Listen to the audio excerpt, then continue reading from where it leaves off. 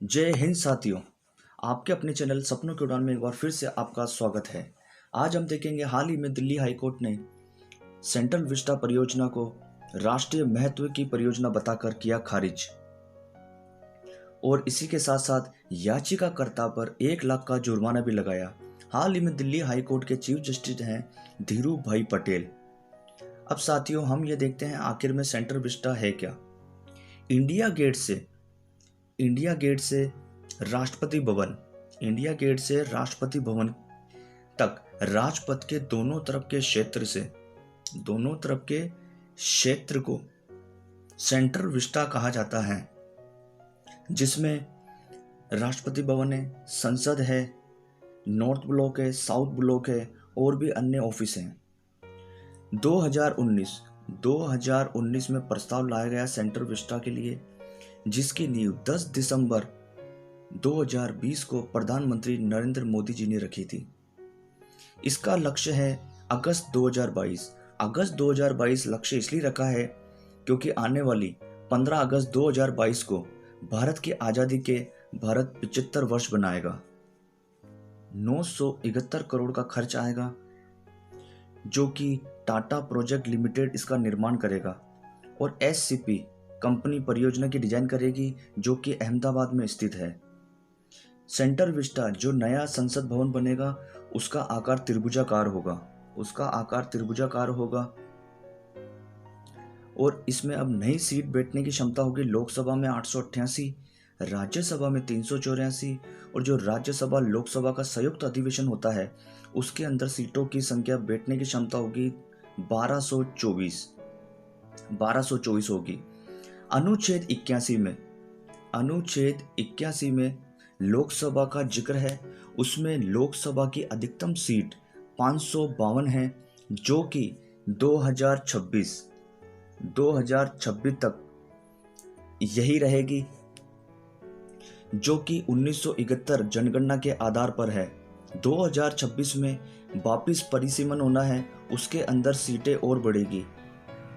तो केंद्र का ये तर्क है कि अभी सीटें अगले 5 वर्ष में और कम पड़ेगी, इसलिए हम ये सेंट्रल विस्टा प्रोजेक्ट लेके आए हैं।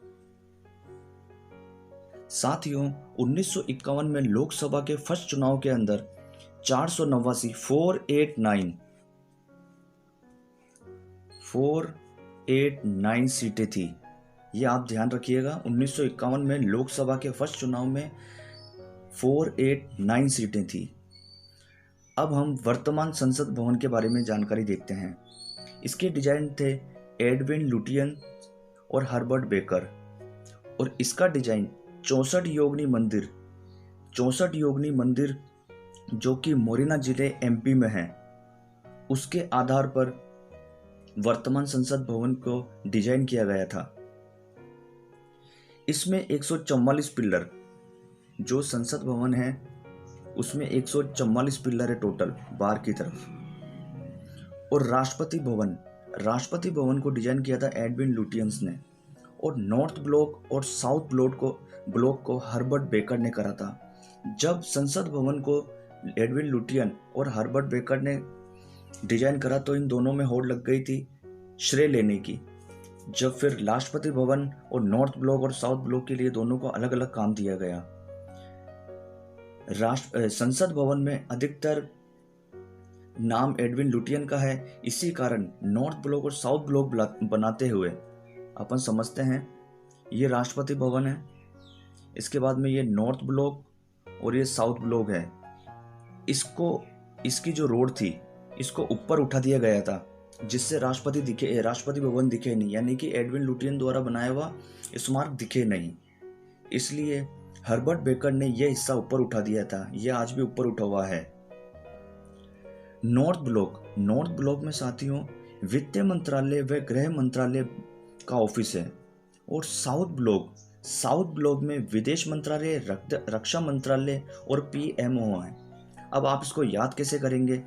नॉर्थ ब्लॉक, आप सबसे पहले नॉर्थ ब्लॉक में जाते हैं क्योंकि वहाँ वित्तीय लेन देन और गृह के जो भी कार्य होते हैं वो वहीं करे जाते हैं। और साउथ ब्लॉक में जब आप घर से बाहर निकलते हैं साउथ की तरफ, लास्ट में आप साउथ मान लीजिए, कि आप घर से बाहर निकल रहे हैं तो आपको पीएमओ मम्मी पापा की परमिशन लेनी पड़ती है। आप चाहे विदेश जाएं या किसी रक्षा के लिए, कोई आपके घर में आता है उसकी रक्षा के लिए आप कहाँ जाते हैं, बाहर की तरफ ही जाएंगे ना, अंदर से थोड़ी करेंगे। तो वित्त का काम सारा होता है नॉर्थ ब्लॉक में, और गृह यानी कि घर भी आपका नॉर्थ ब्लॉक में है, और पीएमओ विदेश मंत्रालय रक्षा मंत्रालय सब साउथ ब्लॉक में है। अब हम साथियों ये देखते हैं कि दिल्ली को दिल्ली की राजधानी कब घोषित करा गया। ये बात है 1911 की, जब तीसरा दिल्ली दरबार लगा था, जिसके अंदर जॉर्ज पंचम और महारानी मेरी क्वीन आई थी। उस समय वाइस राय थे भारत के Lord Harding second. Lord Harding second Delhi दरबार में क्या क्या करा गया। दिल्ली को कलकत्ता से दिल्ली राजधानी स्थानांतरित करने की घोषणा करी गई। बंगाल विभाजन रद्द किया गया। बंगाल विभाजन रद्द अरुणले समिति 1906 की सिफारिश पर किया गया था, और गेटवे ऑफ इंडिया का निर्माण स्टार्ट किया गया, क्योंकि जब मेरी क्वीन और जॉर्ज पंचम भारत में बंबई के रास्ते पहली बार आए थे, इसी की खुशी के अंदर गेटवे ऑफ इंडिया का निर्माण स्टार्ट किया गया। जॉर्ज पंचम व उनकी पत्नी मेरी क्वीन के सम्मान में दिल्ली के अंदर रविंद्रनाथ टैगोर द्वारा लिखित जन गण मन पहली बार गाया गया। अब हम ये देखते हैं कि नई दिल्ली की नींव कैसे रखी गई। नई दिल्ली की नींव 21 फरवरी 1921 को रखी गई।